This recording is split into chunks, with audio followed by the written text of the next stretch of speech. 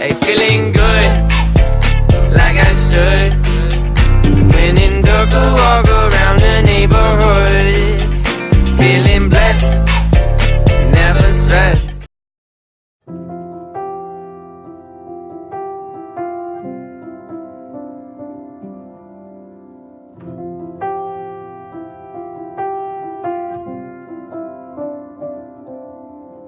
It may look like we are wasting our lives, but not all who wander, not all who wander are.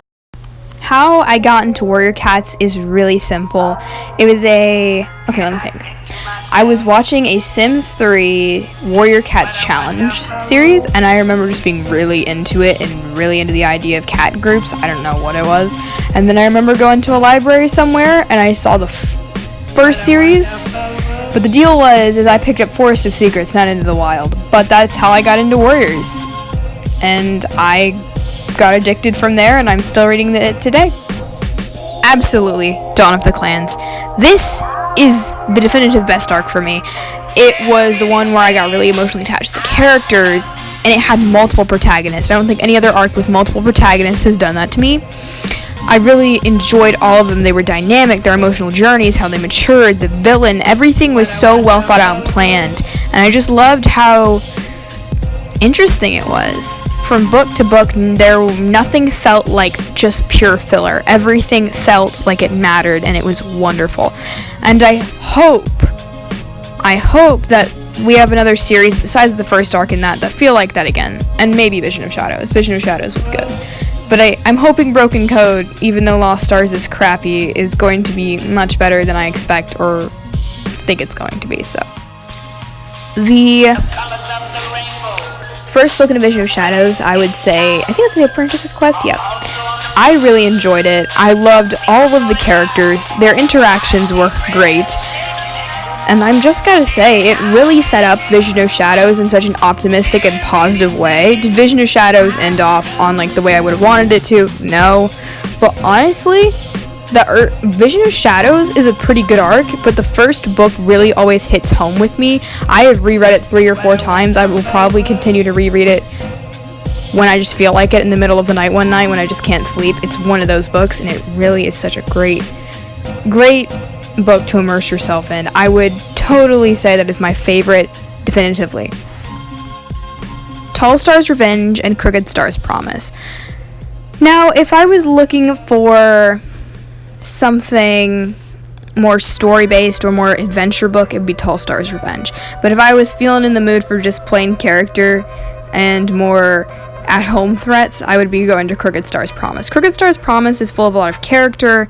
These are the 2 books that made me stan both Wind Clan and River Clan. I can't get enough of both of them. I don't know what it is. I just wish one thing. I just wish they had more time or more screen time dedicated to their personalities. Crooked Star especially, because I feel like we barely get any interactions with him. I feel like we get enough of Tall Star, but we don't get enough of Crooked Star during the main series. But other than that, I would say those 2 are hands down my favorites.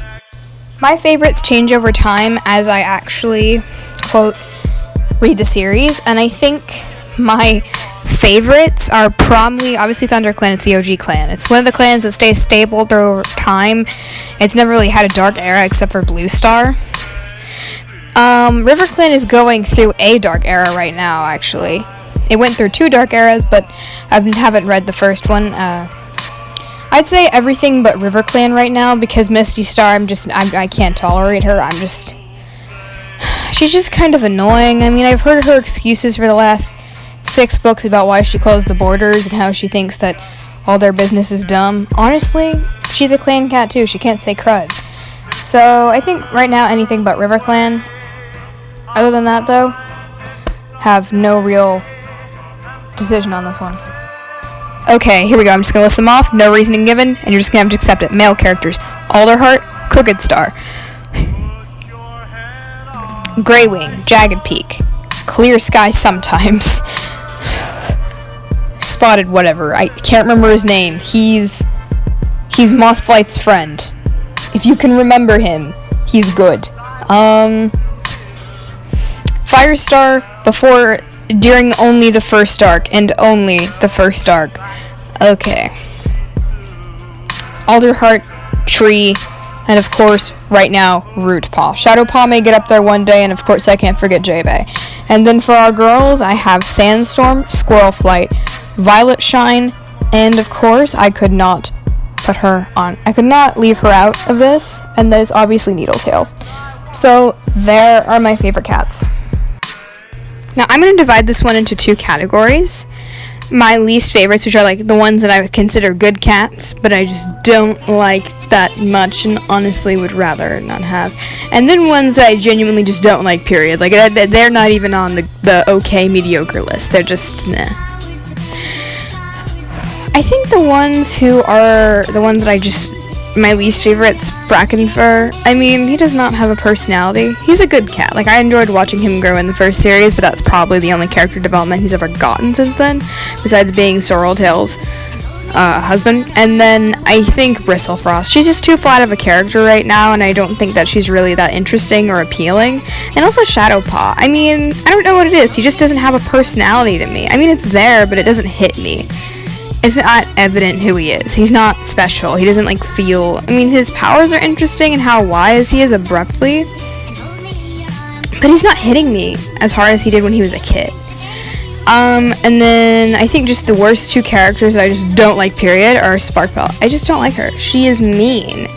Especially to Alderheart and to Twigbranch. I don't like her treatment of Twigbranch. I guess I'm not supposed to be that understanding either, but I guess I'm more understanding to other cats than she is because of their situations.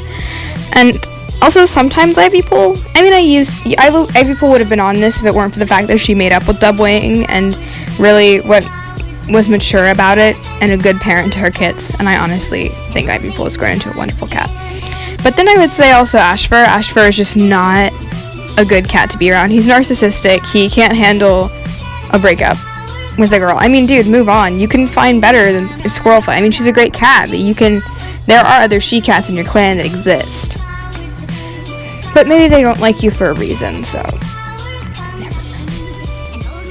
The ones and the way I see them in my head myself are Briarlight, Ravenpaw, and I'd say Alderheart. The fan art, though, that is most pleasing to my eye is of Squirrelflight, Dovewing, Ravenpaw, and his buddies when they were apprentices, and without them, obviously. And I feel like there's something I'm missing here. Ivy Pool. Those are the ones that come off to me as the ones in fan art, but like I said, the other two are just purely in my head. The way they look is great to me. So that's the most aesthetically pleasing cats. Okay, so first off, I would say for this one, Firestar would be my first pick because when he was leader, even though it's forever, I would say he was sensible and relaxed most of the time. He knew what was going on. Even if he kept it from his clan, he at least knew. So things were made a tad easier, I would say, for the protagonist at times. Then my next person I would say is One Star. When he was leader before he went and decided to drop off the deep end, he was gentle and kind, and he always seemed to remember that friendship with Firestar, and that really gave Wind Clan a benefit in a sense. And then of course, and Thunder Clan too. And then of course, Leafstar. Leafstar is a good leader on her own. She can handle it. She clearly is a good judge of character and talent because she chose Hawkwing as her deputy and Tree as her mediator. She really works hard, and she works hard to push her clan and make sure it's benefited, but she also makes sure that she's in favor of all the other clans. And if something needs to get done, she's gonna get it done. And and I like the way she names her cats. She's a lot more interesting and creative of a leader than I'd say quite a few of our past cats have been.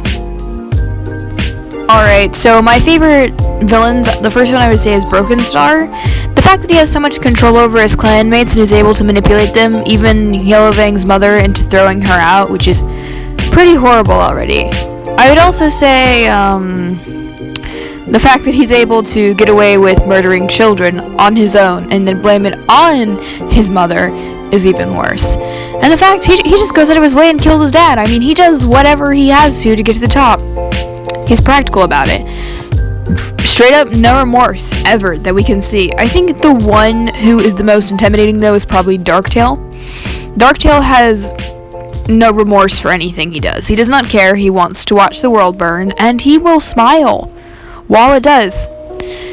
And he's definitely one of the scariest ones.